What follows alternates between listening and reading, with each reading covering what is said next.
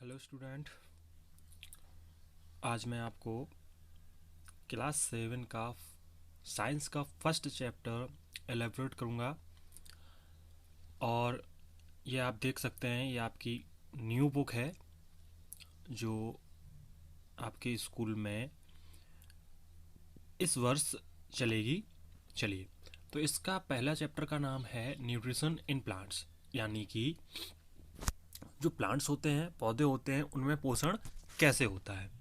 चलिए, तो सबसे पहले हमें पता होना चाहिए कि सारी जो लिविंग थिंग्स हैं, जिसमें कि प्लांट्स भी आते हैं, उनको जीवित रहने के लिए न्यूट्रिशन की आवश्यकता पड़ती है।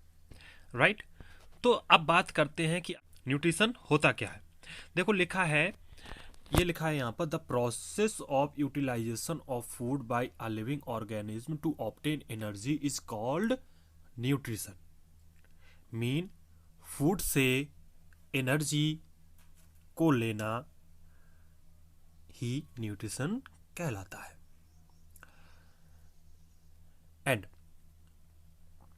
चलिए, अब जो न्यूट्रिशन है वो आखिर कितने प्रकार का हो सकता है। देखिए, लिखा है न्यूट्रिशन आपका हो सकता है दो प्रकार का। एक तो होता है ऑटोट्रॉफिक एंड दूसरा होता है हेट्रोट्रॉफिक। अब ऑटोट्रॉफिक और हेट्रोट्रॉफिक आखिर होता क्या है।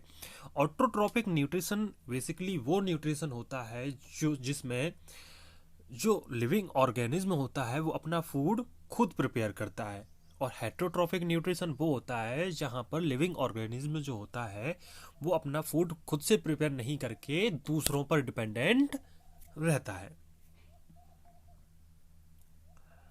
अब इसी पेज पर देख लेते हैं कि लिखा है macronutrients and micronutrients. Macronutrients and micronutrients आप लोग क्लास 6 में अच्छे से पढ़ चुके हैं। मैंने काफ़ी अच्छे से क्लास में इसको एलेबरेट भी किया था कि मैक्रोन्यूट्रिएंट्स और माइक्रोन्यूट्रिएंट्स होते क्या हैं।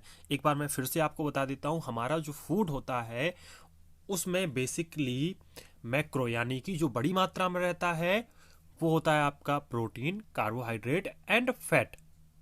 क्या? Protein, carbohydrate and fat.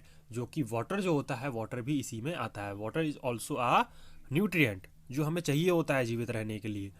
And micronutrient में क्या आते हैं? माइक्रोन्यूट्रिएंट में वो चीज़ें आती हैं जो हमें बहुत ही कम अमाउंट में चाहिए होती हैं, जैसे कि हो गया विटामिन, हो गया सॉल्ट, हो गया। ये सारी चीज़ें आपकी आती हैं माइक्रो न्यूट्रिएंट में। चलिए, ऑटोट्रॉपिक न्यूट्रिशन मैंने आपको बता दिया है कैसा होता है। लिखा है, देखो, the mode of nutrition in which an organism prepare own food. क्या लिखा है? Prepare own food is called autotrophic nutrition. Green plants, क्या लिखा है? Green plants and blue green algae follow the autotrophic mode of nutrition. किन किन में होता है ये? एल्गी में और ग्रीन प्लांट्स में। चलिए, अब जो ग्रीन प्लांट्स होते हैं वो आखिर अपनी एनर्जी को कैसे बनाते हैं, यानी कि अपना फूड कैसे बनाते हैं? With the help of photosynthesis. क्या? With the help of photosynthesis. Photosynthesis भी आपने क्लास 6 में काफ़ी अच्छे से पढ़ रखा है। यहाँ पर हम लोग शॉर्ट में जानेंगे आखिर फोटोसिंथेसिस होता क्या है। लिखा है, plants unlike animal do not have to obtain organic material for their nutrition, although these form the bulk of their tissues by trapping solar energy. During the process of photosynthesis, the plants are able to synthesize nutrient from carbon dioxide and water. During photosynthesis, leaves convert carbon dioxide and water into glucose and oxygen in the presence of sunlight. Plants जो होते हैं वो अपना food खुद से prepare करते हैं, क्योंकि उनकी पत्तियों में एक ग्रीन मटेरियल होता है जिसका नाम होता है क्लोरोफिल। क्या नाम होता है? क्लोरोफिल। क्लोरोफिल क्या करता है? जैसे कि हम लोग अपना भोजन जो पकाते हैं, खाना फूड पकाते हैं, तो उसके लिए एनर्जी की ज़रूरत पड़ती है ना। तो वैसे ही प्लांट्स को भी एनर्जी की ज़रूरत पड़ती है, और वो एनर्जी मिलती है उनको सनलाइट से। सनलाइट, बट वो उसको सनलाइट को एब्जॉर्ब तभी करते हैं जब उनके पत्तियों का कलर ग्रीन हो। और वो ग्रीन कलर क्यों होता है, किस वजह से होता है? क्योंकि उनकी पत्तियों में एक क्लोरोफिल नाम का मटेरियल होता है, जिसकी वजह से वो इजीली सनलाइट को कैप्चर कर पाते हैं। एंड वो सनलाइट हेल्प करती है उनको फोटोसिंथेसिस करने में, जिससे कि वो जो कार्बन डाइऑक्साइड है उसको और जो पानी वो अपनी रूट से लेते हैं उनसे मिलकर वो अपने भोजन को बना सके, यानी कि जो बनता है वो ग्लूकोज और उनकी पत्तियों में स्टार्च बन जाता है। चलिए देखते हैं। देखिए यहाँ पे ये भी इसका पूरा का पूरा रिप्रेजेंट किया हुआ है कि कैसे ये प्रोसेस होती है। देखिए लिखा है carbon dioxide plus water in the presence of sunlight and chlorophyll. Chlorophyll यानी कि पत्तियों पर, ग्रीन लीव्स पे सनलाइट जब पड़ती है तो क्या बनता है? Glucose and oxygen.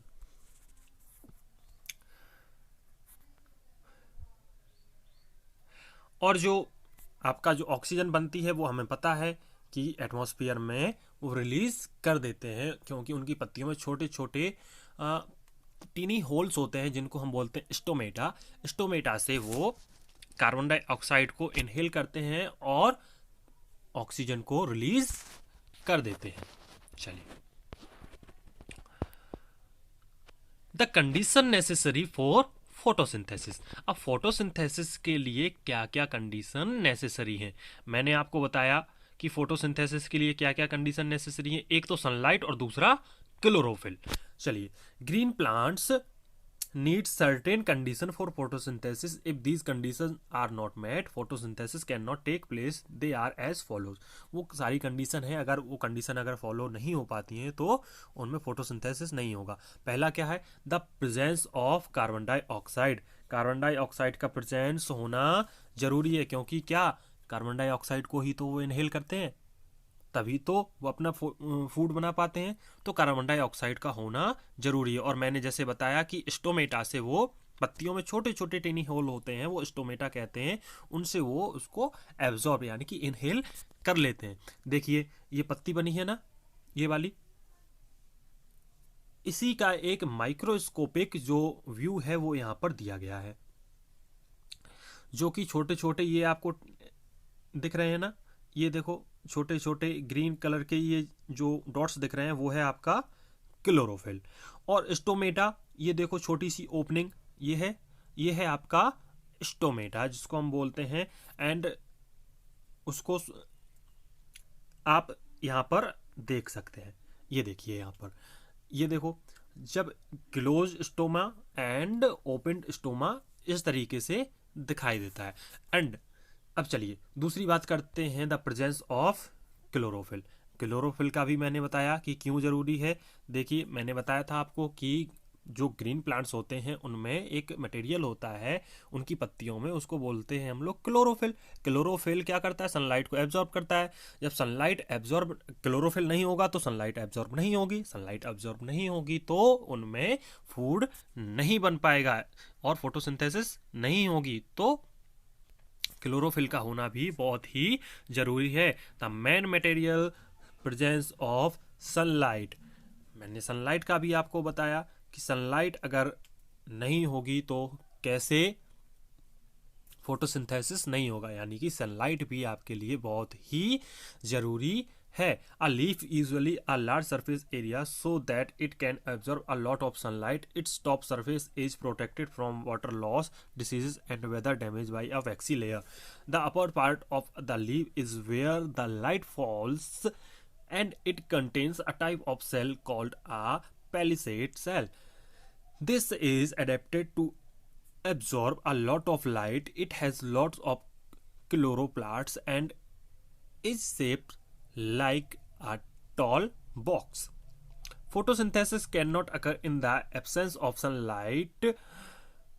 For example, only those parts of the leaf exposed to sunlight will show the presence of starch. यानी कि सनलाइट के एब्सेंस में फोटोसिंथेसिस नहीं होगा।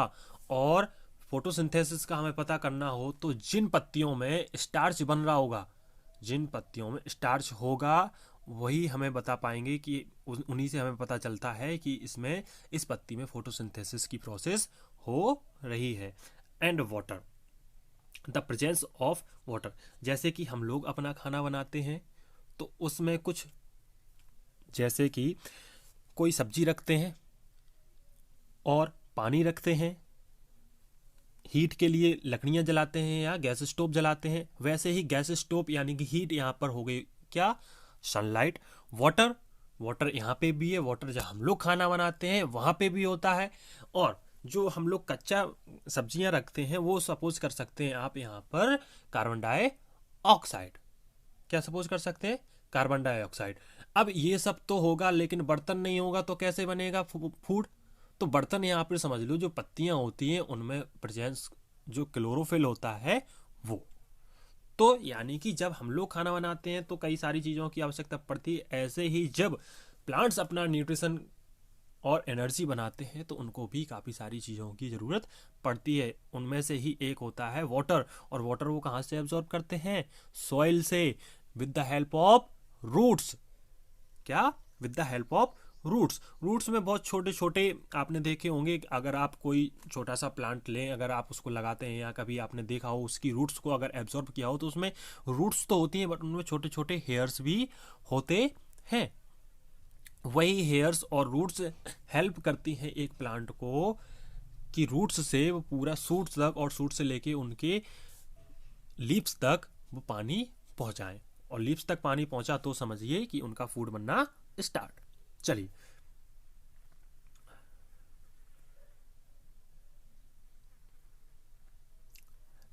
नेक्स्ट, अब बात करते हैं हम लोग हेटरोट्रॉफिक न्यूट्रिशन की। ये तो बात हो रही थी ऑटोट्रॉफिक न्यूट्रिशन की, जिसमें कि फूड जो है अपने आप ही जो प्लांट्स होते हैं वो बनाते हैं। अब नेक्स्ट वीडियो में हम लोग देखेंगे हेटरोट्रॉफिक न्यूट्रिशन आके क्या होता है। Thank you.